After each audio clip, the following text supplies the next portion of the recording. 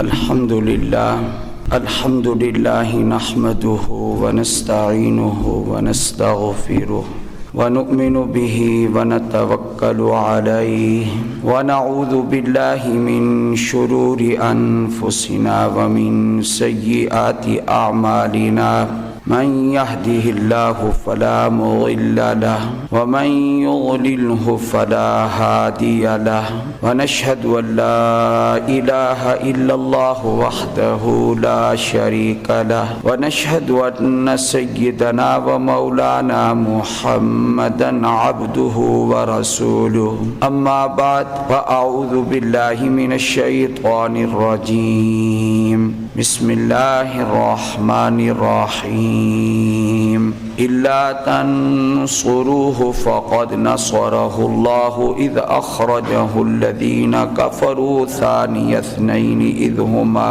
في الغار إذ يقول لصاحبه لا تحزن إن الله معنا قال النبي صلى الله عليه وسلم لو كنت متخذا خليلا لاتخذت أبا بكر خليلا صدق الله العظيم وصدق رسوله النبي الكريم اللهم صل على محمد وعلى آل محمد كما صليت على إبراهيم وعلى آل إبراهيم إنك حميد مجيد اللهم بارك على محمد وعلى آل محمد كما باركت على إبراهيم وعلى آل إبراهيم إنك حميد مجيد. گزشتہ جمعہ حضرت صدیق اکبر رضی اللہ تعالی عنہ کے مناقب اور فضائل پہ عرض کیا تھا تو حضرت صدیق اکبر رضی اللہ تعالی عنہ اس امت کے انبیاء علیہم السلام کے بعد سب سے افضل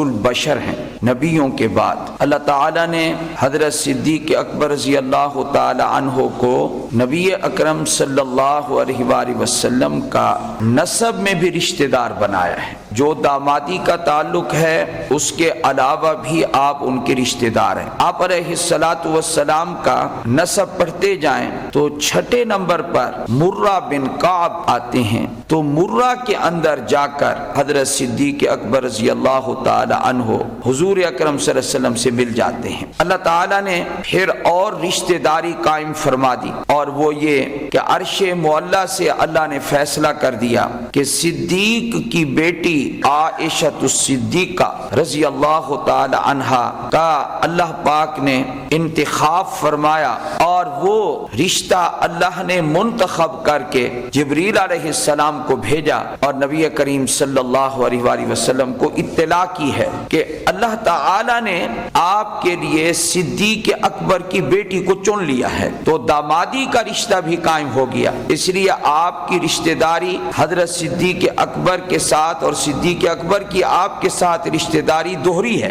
ایک نسب کی رشتہ داری ہے, ایک دامادی رشتہ داری ہے. حضرت صدیق اکبر رضی اللہ تعالی عنہ ہمارے نبی کریم صلی اللہ علیہ وآلہ وسلم کے سسر ہیں. حضرت فاروق اعظم عمر بن خطاب رضی اللہ تعالی عنہ بھی ہمارے نبی علیہ السلام کے سسر ہیں. حضرت ابو سفیان رضی اللہ تعالی عنہ جو سیدنا امیر معاویہ رضی اللہ تعالی عنہ کے والد ماجد ہیں وہ بھی ہمارے نبی کے سسر ہیں. یہ حضور اکرم صلی اللہ علیہ وسلم کے سسرالی رشتہ دار ہیں.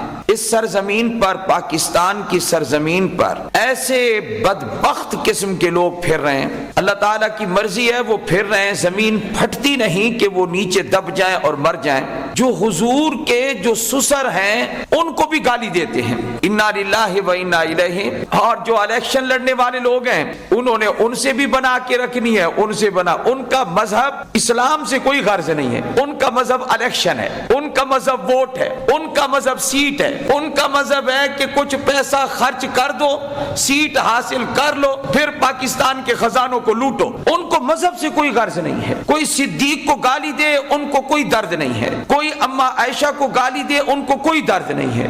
کوئی فاروق اعظم کو گالی دے اس کے ساتھ ہاتھ ملاتے ہیں, اس کے ساتھ کھانا کھاتے ہیں, اس کے ساتھ جفیاں ڈالتے ہیں, اس کے ساتھ اپنا اخلاق ظاہر کرتے ہیں. لیکن یہ ان ان کے دل کی کمینگی ہے، یہ کمینہ پن ہے جو حضور کے سسر کو گالی دے اور نبی کا امتی اس سے بنا کے رکھے۔ اور کچھ ایسے ہوتے ہیں جو کہتے ہیں کافر کو کافر نہ کہو، اس کو مسلمان کہیں ہم، قل یا ایھا الکافرون، اے میرے نبی صلی اللہ علیہ وآلہ وسلم آپ کافروں کو کہیں اے کافرو۔ اور یہ جناب جفیاں ڈالے ہوئے ہیں، یہ اپنی دوستیاں پار رہے ہیں، یہ اپنے اخلاق ظاہر کر رہے ہیں۔ یاد رکھیں کہ جو مشاہیر اسلام ہیں، جو اسلام کے اولین مصداق ہیں، قرآن و حدیث کے پہلے مخاطب ہیں، اللہ نے کلام کیا پہلے مخاطب صحابہ ہیں، اللہ کے رسول نے کلام کیا تو اس وقت میں اور آپ تو نہیں سن رہے تھے، اللہ کے رسول کی باتیں کنہوں نے سنی؟ صحابہ نے سنی رضی اللہ تعالیٰ عنہ مجمعین۔ اس لیے یہ عجیب قسم کے لوگ ہیں، بنا کے رکھو، بنا کے رکھو، بنا کے رکھو۔ اچھا اپنے قریبی رشتہ داروں سے بگاڑ کے رکھو اور ان رافضیوں سے بنا کے رکھو، بنا کے رکھو۔ اصل یہ ہے، یہ ان کے سیاسی لوگوں کا تو اعتبار ہی نہیں ہے، یہ تو کبھی شرک کے لیے جھکے ہوئے ہوتے ہیں، کبھی دربار پہ سجدے کر رہے ہوتے ہیں، کبھی کچھ کر رہے تھے، ان کا تو اعتبار ہی نہیں۔ صدیق اکبر کا نام لینے والے لوگ زندہ ہیں، صدیق اکبر کی جوتیاں سر پہ رکھنا سعادت سمجھنے والے لوگ زندہ ہیں، صدیق اکبر کی عظمت کو سلام کرنے والے لوگ زندہ ہیں، صدیق کا وقار اور عظمت ماننے والے لوگ اب بھی موجود ہیں، ہمارے اندر دم خم موجود ہے، سد رمق ہمارے اندر موجود ہے، اس لیے ہم صدیق اکبر کی عظمت کو اجاگر کرتے رہیں گے انشاءاللہ۔ صدیق صدیق ہے، آپ کو پتہ ہے صدیق لقب دیا کس نے ہے، کہ صدیق کہا کس نے ہے؟ صدیق امت نے لقب نہیں دیا۔ یاد رکھیں میرا اور آپ کا نبی صلی اللہ علیہ وآلہ وسلم جب معراج سے واپس آئے ہیں اور آپ علیہ الصلوۃ والسلام نے اپنا معراج کا واقعہ بیان فرمایا، راتوں رات میں بیت المقدس تک گیا، پھر آسمانوں تک گیا، سیر کر کے پھر میں واپس آ گیا اور ابھی صبح سے پہلے پہلے میری واپسی ہو گئی ہے۔ تو لوگوں نے کہا عجیب بات ہے، مکہ کے مشرک لوگوں نے کہا عجیب بات ہے، کیا بات ہے؟ یعنی اتنا لمبا سفر کوئی کر سکتا ہے؟ کوئی جا سکتا ہے؟ کوئی آ سکتا ہے ایک ہی رات میں؟ رات تو آپ عشاء کے وقت ہمارے ساتھ تھے، ہم نے آپ کو دیکھا، صبح بھی ہم نے آپ کو مکے میں دیکھا، تو راتوں رات یہ سفر کیسے ہو سکتا ہے؟ کچھ لوگ بھاگے اور جا کر کہا اے صدیق، اے ابو بکر، اس وقت تک ابو بکر نام لیتے تھے، اے ابو بکر تو یہ بتا کہ کوئی بندہ راتوں رات بیت المقدس جائے پھر واپس بھی آ جائے، سیر کر کے آسمانوں کی پھر واپس آ جائے، ایسا ہو سکتا ہے؟ صدیق اکبر نے کہا نہیں ہو سکتا۔ کہا بس اب بات بن گئی، ان کی دوستی توڑنے کا اب موقع آ گیا، ان کے تعلقات ختم کر دو۔ کہا کہ یہی بات جو ہم تم سے کہہ رہے ہیں یہ تمہارے دوست محمد فرما رہے ہیں صلی اللہ علیہ وآلہ وسلم۔ صدیق اکبر نے فرمایا اگر انہوں نے فرمایا ہے تو سچ فرمایا ہے، انہوں نے کہا ہے تو سچ کہا ہے۔ آ کر پوچھا ہی نہیں ہے کہ اے آقا آپ نے فرمایا ہے، یہ وہی منہ دشمنوں کا بند کر کے رکھ دیا ہے۔ فرمایا انہوں نے کہا ہے تو سچ کہا ہے۔ کہا دلیل؟ فرمایا میں اس کی دلیل دیتا ہوں، میرا پیغمبر سچا ہے، ہم تو اس سے بھی زیادہ آنن فانن ایک بات کی تصدیق کر چکے ہیں کہ جبریل میرے پیغمبر کے پاس وہی لے کر آتا ہے اور آنن فانن وہی دے کر پہنچا کر اللہ کا حکم واپس چلا جاتا ہے۔ ہم نے جب جبریل کے آنے اور جانے کی تصدیق کر لی ہے تو ہم نے محمد کے آنے اور جانے کی بھی تصدیق کر لی ہے۔ یہ تھا صدیق، وہ امت کی باغ ڈور سنبھالے تو کوئی سنبھالے نا، صدیق جیسا کون ہے کائنات میں؟ ذرا چراغ لے کے ڈھونڈو تو صحیح، تمہارے چراغ تو ختم ہو جائیں گے، صدیق کی مثال کائنات میں کوئی دے نہیں سکتا۔ ایسا اللہ نے بنایا ہمارے صدیق کو۔ تو آپ علیہ الصلوۃ والسلام نے جب یہ سنا کہ میری تصدیق مکہ کے کافروں نے نہیں کی، میری بات انہوں نے نہیں کی، تو فرمایا صدیق تو نے تو فوراً مان لیا ہے کہ میرا نبی سچ کہہ رہا ہے، تو آج کے بعد صدیق ہے، بہت سچ بولنے والا، سراپا سچیارا۔ میں نے ایک جملہ بولا ہے، ہمارے اس پاکستان کی بدبختی ہے، کوئی کہیں سے کوئی پنڈی سے بولتا ہے، کوئی لاہور سے بولتا ہے، کوئی کہیں سے بولتا ہے، واہیات بکواسات اور لغویات اور حفوات اپنے منہ سے نکالتے ہیں، ایک بہت بڑا چکر چل رہا ہے، وہ چکر دینی حوالے سے یہ چل رہا ہے کہ لوگ سوشل میڈیا پر عام کر دی جائے بات، کیا اہل بیت سے محبت کرو، اہل بیت سے محبت کرو، یہ نعرے لگوا کے اہل بیت کا نام لے کر یہ کرنا کیا چاہتے ہیں؟ یہ اصل میں اہل بیت سے تمہیں محبت نہیں کروانا چاہتے، یہ صحابہ سے دور کرنا چاہتے ہیں۔ یہ ایسے لوگ ہیں، ایسے کمینے قسم کے لوگ ہیں جو نام کس کا لیتے ہیں؟ اہل بیت کا، اور دشمنی ڈالنا چاہتے ہیں کس کی؟ اصحاب رسول کی صلی اللہ علیہ وآلہ وسلم۔ یاد رکھیں، اصحاب رسول سے محبت کرو گے، جی اہل بیت سے تو ہر سنی محبت کرتا ہے۔ نبی کی ازواج مطہرات کی عظمت ہر مومن کے دل میں ہے، پیغمبر کی بیٹیوں کی عظمت ہر مومن کے دل میں ہے، پیغمبر کے نواسوں کی محبت ہر مومن کے دل میں ہے، علی کی محبت ہر مومن کے دل میں ہے، حسن و حسین کی محبت ہر مومن کے دل میں ہے۔ لیکن پتہ تو چلے گا کیا صدیق اور فاروق، عثمان اور معاویہ سے بھی محبت کرتے ہو یا نہیں کرتے؟ پتہ تو تب چلے گا تمہارے ایمان کا۔ رضی اللہ تعالیٰ عنہ، ابو سفیان رضی اللہ تعالیٰ عنہ کو مانتے ہو یا نہیں مانتے؟ اور عجیب بات یہ ہے، آج کل لوگ قوالیاں سن کر عقیدہ بنا لیتے ہیں۔ انا للہ، قوالی نہیں سنی تم نے؟ دمادم مست کلندر علی دا پہلا نمبر، اور کبھی توبہ بھی کی ہے سن کر؟ یہ قوالی غلط ہے، علی دا پہلا نمبر نہیں، صدیق کا پہلا نمبر۔ صدیق کو علی نے مانا ہے، 2 سال 3 مہینے خلافت کی ہے صدیق اکبر رضی اللہ تعالی عنہ نے۔ اگر خدا کی قسم میرے مذہب میں اگر مستحب بھی ہوتا نا، صدیق اکبر ابو بکر رضی اللہ تعالیٰ عنہ کے نام کو لکھ کر 1000 مرتبہ چومنا، اگر میرے مذہب میں یہ مستحب لکھا ہوتا تو میں روزانہ صدیق کے نام کو چوما کرتا۔ میں صدیق تو صدیق ہے، صدیق کی قربانیوں کا پتہ نہیں ہے تمہیں؟ 2 سال 3 مہینے حکومت کی ہے، اور یہ 2 سال 3 مہینے حکومت جو کی ہے یہ اپنی مرضی سے نبی کے مصلی پہ نہیں چڑھا۔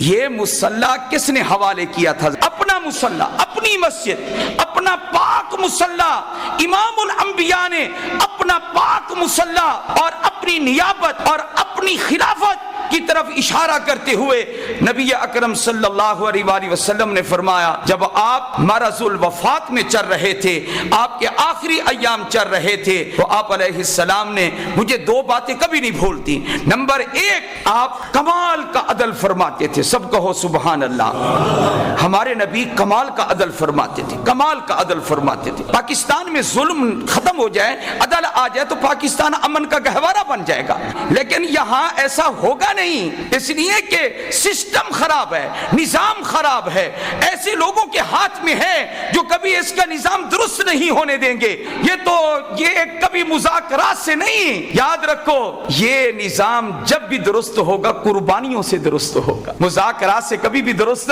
یہ مذاکرات وہ کہتے ہیں کہ لاتوں کے بھوت، ہاں جی یہ یاد رکھیں آپ، یہ مشاہد وہ کبھی بجلی مہنگی کر دیتے، کبھی گیس مہنگا کر دیتے، کبھی ٹیکسز زیادہ لگا دیتے ہیں، وہ ہر ایک کو پریشان کر رہے ہیں۔ آخر یہ نظام کیسے درست ہوگا؟ یہ درست نہیں ہو سکتا۔ قربانیاں جنہوں نے دی ہیں انہوں نے اپنے ملکوں کا نظام درست کر لیا ہے، وہ اپنے پاؤں پہ کھڑے ہو گئے ہیں۔ وہ تو خیر میں عرض کر رہا ہوں، 2 باتیں مجھے کبھی نہیں بھولتی اور دونوں حدیث میں موجود ہیں۔ نمبر 1، ہمارے نبی بڑا عدل کرتے تھے صلی اللہ، اونچی آواز سے کہیں نا صلی اللہ علیہ وسلم۔ سبز گنبد تک پہنچے گا، یہ بھی میں نے ویسے کہہ دیا سبز گنبد تک پہنچے گا، نہیں، سبز گنبد کے اندر پہنچے گا صلی اللہ، ذرا اونچی آواز سے کہیں نا صلی اللہ علیہ وسلم، سبز گنبد کے اندر پہنچے گا۔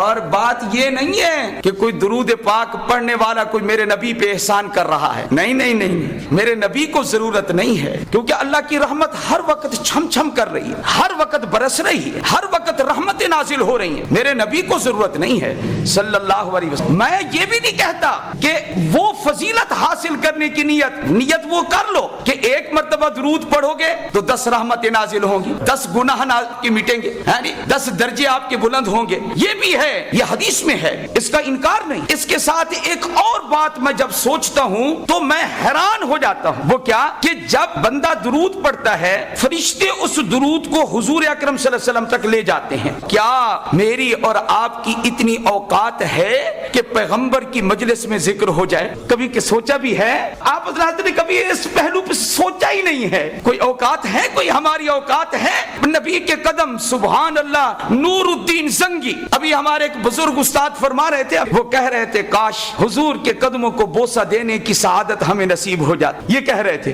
تو میں نے فوراً کہا، میں نے کہا حضرت یہ سعادت صدیاں بعد آنے والے ایک بادشاہ کو نصیب ہو چکی ہے جس کا نام نور الدین زنگی ہے۔ آپ کو پتا ہے نا نور الدین زنگی نے جب وہ پکڑے تھے دو عیسائی اور وہ دونوں بقیع سے خندق کھودتے کھودتے وہاں تک پہنچ گئے تھے، اور خندق کی تحقیق کرتے ہوئے جب نور الدین زنگی پہنچا تو وہ خندق کو کہاں تک لے جا چکے تھے؟ قدمین شریفین ظاہر ہو چکے تھے، اور قدمین شریفین ظاہر ہوئے۔ نور الدین زنگی نے کہا یہ وہ موقع ہے حضور کے قدموں کو بوسہ دینے کا۔ تو نور الدین زنگی نے اپنے لب میرے نبی کے تلووں پہ لگا دیے صلی اللہ علیہ وآلہ وسلم۔ بھائی ایک اوقات میری تو نہیں ہے، اگر نام وہیں لے لیا جائے، فرشتے لے لیں تو کیا ہماری سعادت ہوگی؟ پڑھو صلی اللہ علیہ وآلہ وسلم۔ تو حدیث کی دو باتیں عرض کر کے، نمبر ایک، آپ علیہ السلام چکر لگا رہے ہیں، آپ کی 9 بیویاں بیک وقت، 9 حجرے، آپ بیماری میں بھی چل رہے ہیں، اور آپ ساتھ کہہ رہے ہیں کیا آج میری چارپائی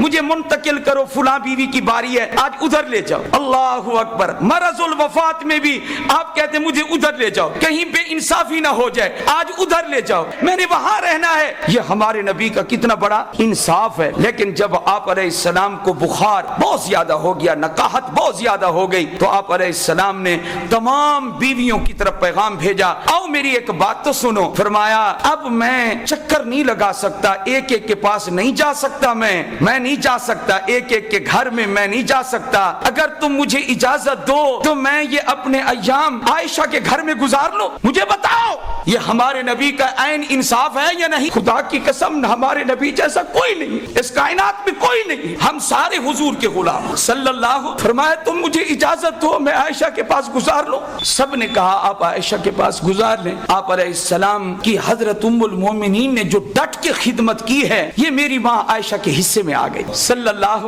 علیہ وآلہ وسلم۔ اتنی خدمت کی ہے، کمال خدمت کی ہے۔ آخر آپ صلی اللہ علیہ وآلہ وسلم کے بارے میں ام المومنین کیا فرماتی ہیں؟ آپ یہ فرماتی ہیں کیا میں وہ خوش نصیب ہوں حضور کی بیویوں میں، سب سے زیادہ سعادت مند ہوں کہ جب حضور کا وصال ہوا تو حضور کا سر مبارک میری گود میں تھا، میں نے سہارا دیا ہوا تھا حضور کو صلی اللہ۔ یہ سب کچھ حدیث میں ہے بھائی، یہ سب کچھ صحاح کی حدیثیں میں بیان کر رہا ہوں آپ کے سامنے۔ یہ حدیث کی طلب پیدا کریں، حدیث کیا چیز ہے، قرآن کیا چیز ہے۔ کاش مسلمانوں کو اس کا علم ہو جائے کہ قرآن و حدیث کی قدر کیا ہے۔ پتہ ہے قرآن فرمان کس کا ہے؟ رب العالمین کا۔ حدیث فرمان کس کا ہے؟ رسول رب العالمین کا۔ یہ ان کا فرمان عالی ہے۔ پوری کائنات ایک حدیث کی قیمت ادا نہیں کر سکتی، پورا مال و دولت حدیث کے مقابلے میں ہیچ ہے۔ یاد رکھیں آپ ان چیزوں کو۔ اور دوسری بات مجھے نہیں بھولتی، جب آپ مسجد میں نقاہت کی وجہ سے نہ جا سکے تو اب نماز تو پڑھانی تھی نا صحابہ کو، تو آپ نے فرمایا مرو ابا بکر فلیصلی بالناس، ابو بکر کو جا کے میرا پیغام دو، لوگوں کو نماز پڑھائے۔ حضور نے کس کو پیغام بھیجا؟ اما عائشہ نے کہا میرا باپ رقیق القلب ہے، بڑے نرم دل کا ہے، میرا ابا بڑے نرم دل کا ہے۔ ام المومنین کہہ رہی ہیں، عرض کر رہی ہیں اگر چچا عمر کو آپ کہہ دیں نماز کا تو وہ پڑھا دیں گے، کیونکہ آپ کے مصلے پہ کھڑا ہونا میرے باپ کے بس میں، نبی کا مصلہ ہے۔ اگر ابو بکر کی بجائے اگر چچا عمر کو آپ کہہ دیں تو وہ نماز پڑھا۔ اب اللہ والناس، فرمایا نہ رب مانتا ہے نہ لوگ مانیں گے سوائے ابو بکر کے، میرے مصلے پہ ابو بکر ہی آ سکتا ہے۔ وآخر دعوانا الحمدللہ۔